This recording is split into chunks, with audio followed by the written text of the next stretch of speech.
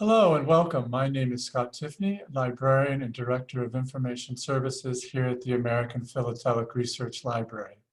In preparation for its launch date on Monday, February 1st, and by way of introducing our members and library patrons to the new platform for the David Strait Memorial Philatelic Union Catalog, the catalog that many of you use to access and request materials from the APRL, we have created a series of how-to tutorial videos that detail and explain the various functions in the new platform of the online catalog. Our first video dealt with a brief introduction to the new platform for the David Strait Memorial Philatelic Union Catalog.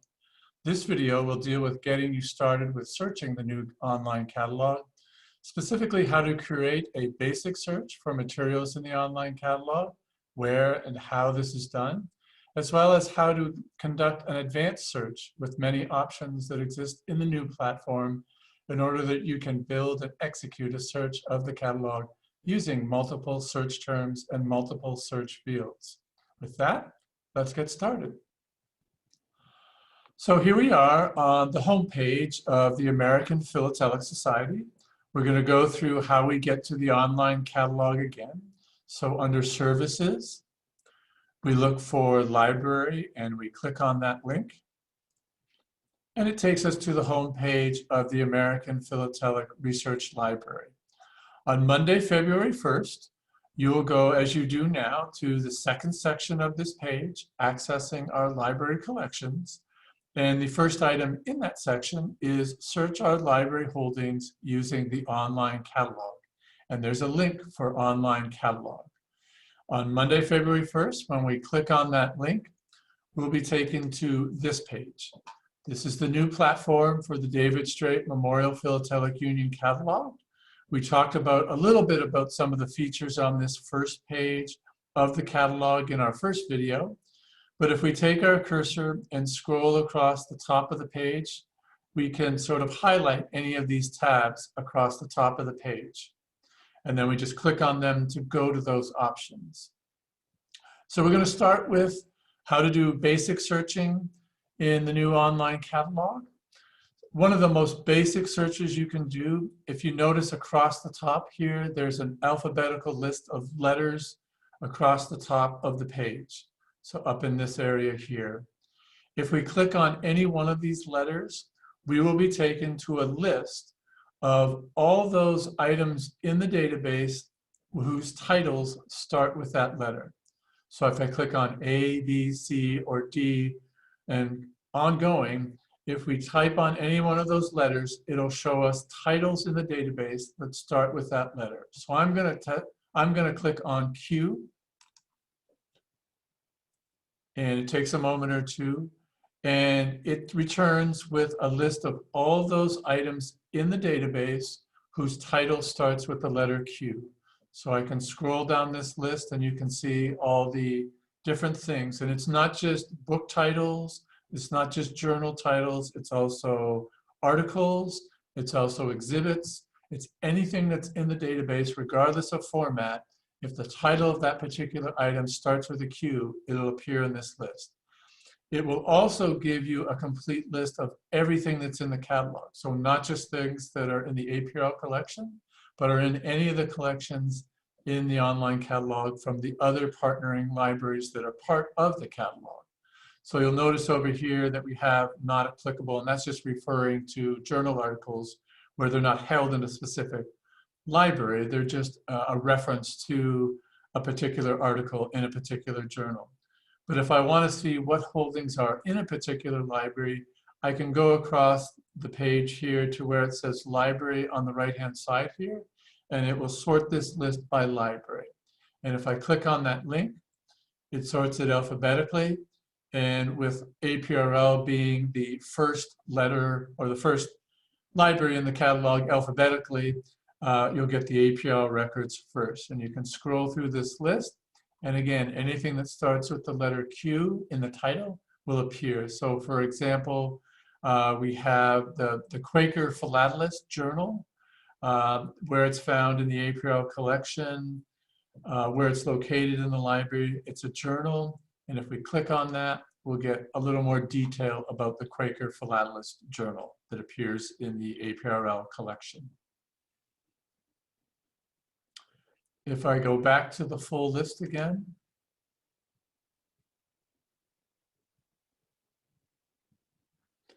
it takes me to the list again.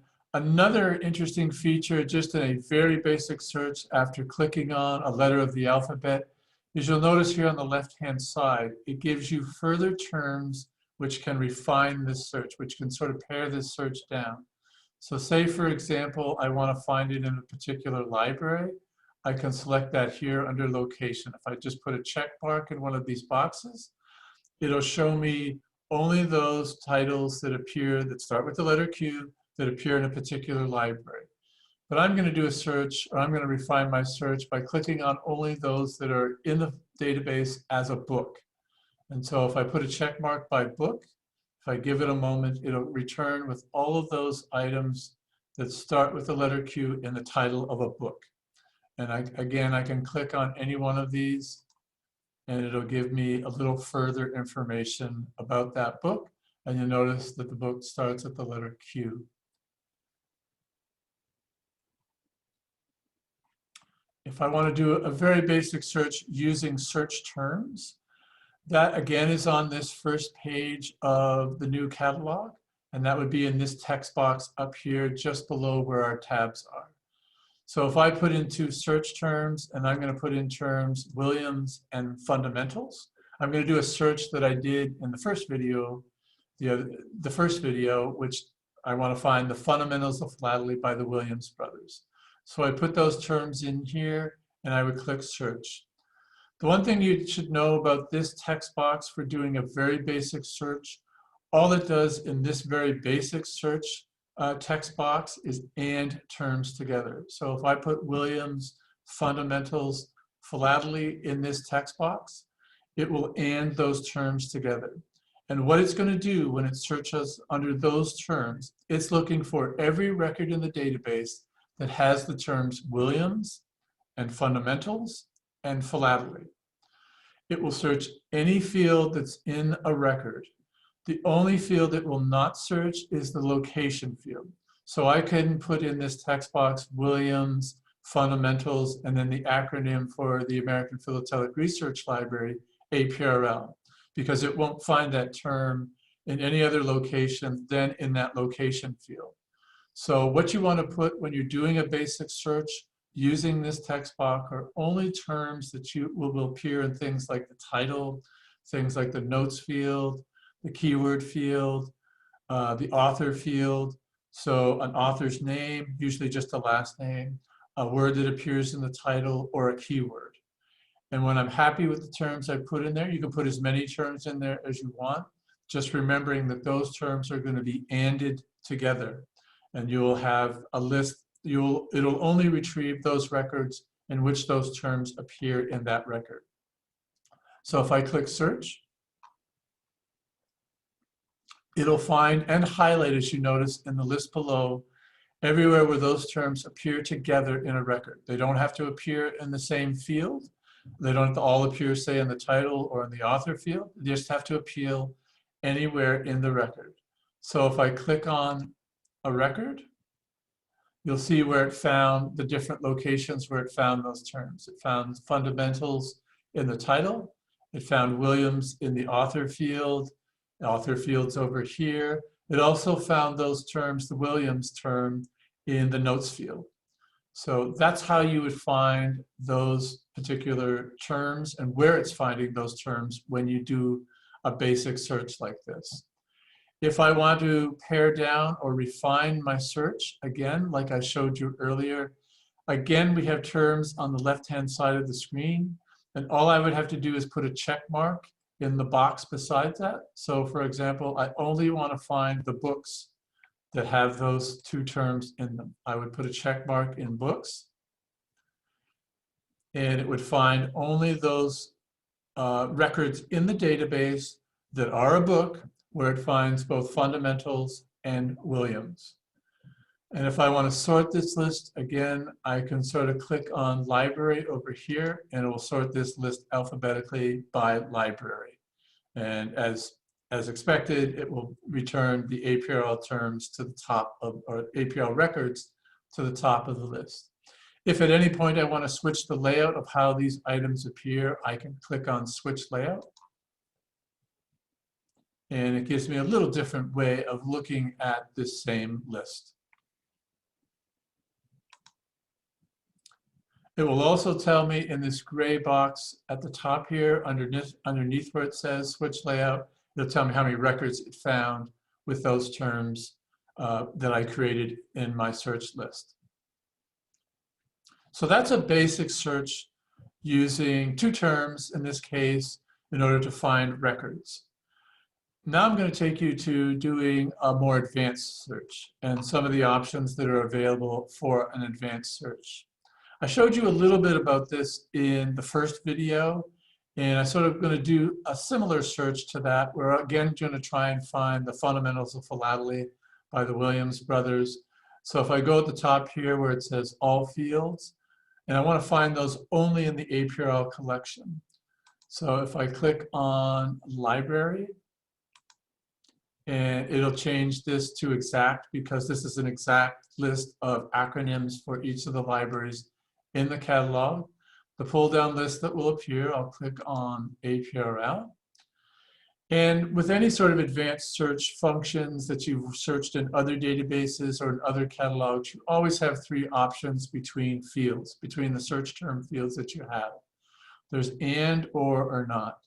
The default is always and, so you want to and all these search fields or search criteria together, if you will.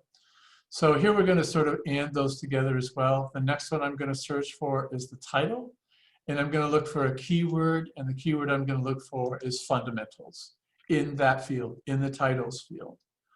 I'm going to and those together again. And now I'm going to look in the authors field, again a keyword, and I'm going to look for Williams. So I'm happy, once I'm happy with the search terms that I have, I can sort of click search over here.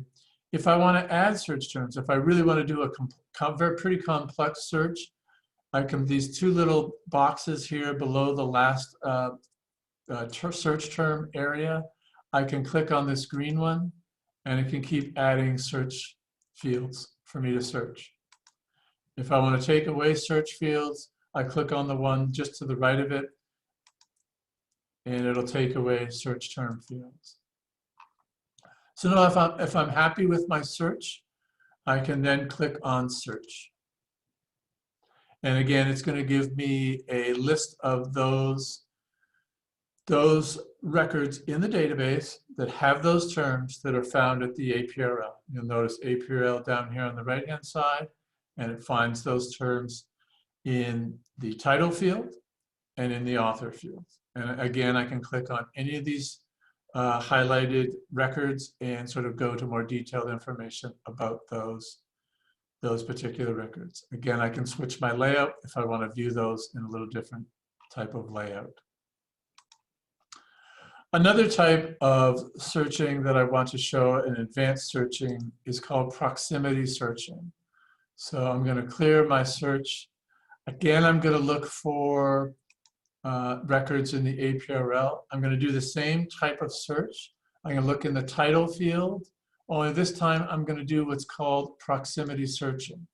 Proximity searching is when it looks in a particular field, in this case the title field, and it's looking for two terms in that field that are close to each other. In this case, when you do a search within the online catalog, these terms have to be within 4 words, if you will, of each other. So these two terms have to appear within proximity to each other within 5 terms within this particular title. So if I do a search for fundamentals, and I'm going to add philately this time, so I'm looking for the title fundamentals of philately, and as long as those two terms appear within 5 words of each other, it'll find them in the title of this particular database. And again, I'm going to do authors and Williams. So now if I do that search, it'll find the same records, but what it's done, it's looked in the title field, and it's looked for those two terms, fundamentals and philately. And they're within 5 terms or words, if you will, in the title, And so that's how it found that. And this can be really helpful when you do very complex searching. If you have a title in mind and you can remember a couple of words that you remember appearing in that title, you can do a proximity search. And it's a very nice way to find a title or a particular book or a particular journal article or journal title that you know these particular terms appear in the title, but you can't remember all the terms that appear. You can't remember the exact title. So if I clear my search again, so that's how to do proximity searching. There are also searches such as exact. So if I do natural, it's going to find, if I do my same search, APRL, if I do fundamentals, natural would be, it's a natural phrase that appears in the title. If I were to type out fundamentals of philately and then do my keyword search in the authors field for Williams, it's going to find those titles again in my results. So that's a quick overview of basic searching and advanced searching. A couple other things I just want to show you on this page. They're not necessary for what you're going to do in terms of basic searching and advanced searching, but you'll also note over here on the right, there's a login. Currently, that login is just for people such as myself or other staff in the library. It's an administrative login. So you won't need to log in to use the online catalog. It's just there for us to use as library staff. In the future, we are going to make that a feature available to our users of the online catalog. And in the future, you'll be able to log in and save some of your favorite searches. So if there's a search that you've done in the past of the online catalog and you want to save that search because it got you great results and great return, you would log in, do your search, and then there'd be an option to save that search. So that's a feature we're still working on. The other thing I want to point you to on this first page that involves searching is this link here. It says share search.